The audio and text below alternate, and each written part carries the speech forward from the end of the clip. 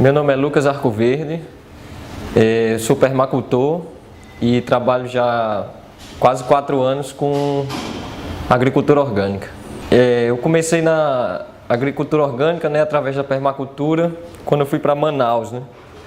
Primeira vez que eu fui na Amazônia em 2006.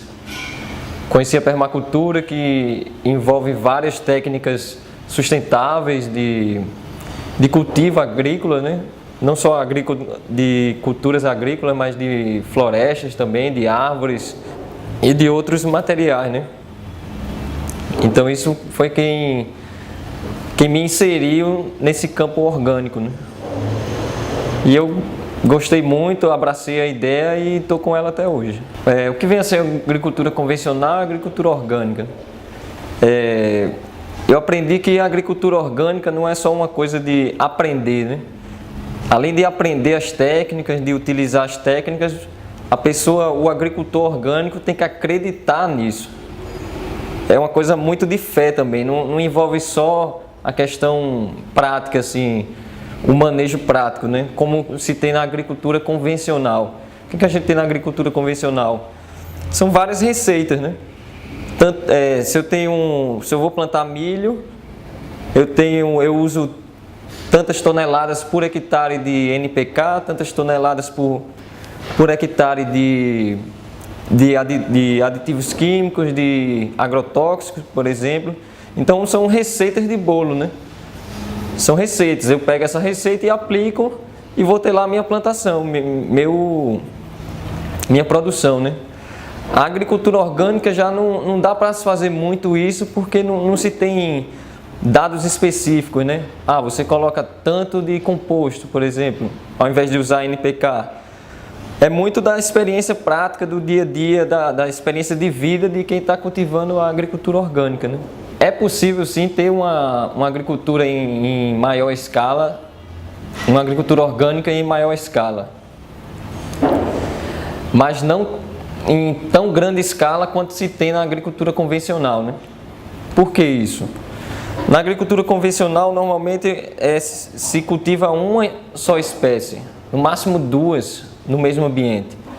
Na agricultura orgânica, eu vou utilizar muito mais espécies.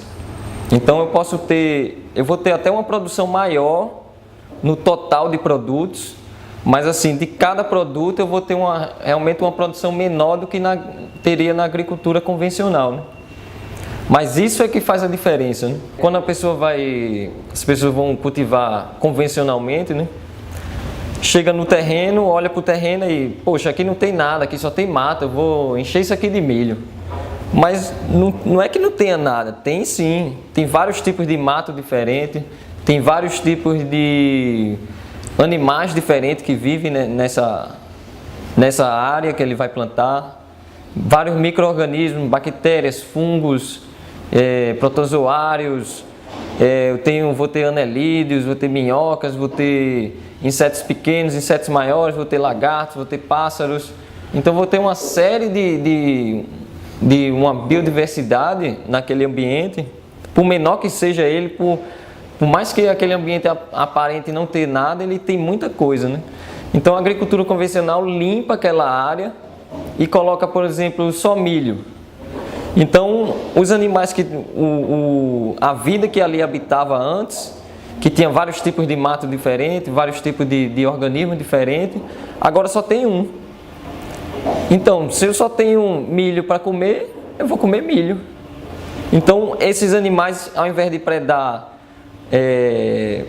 os outros tipos de mato, vai predar a plantação.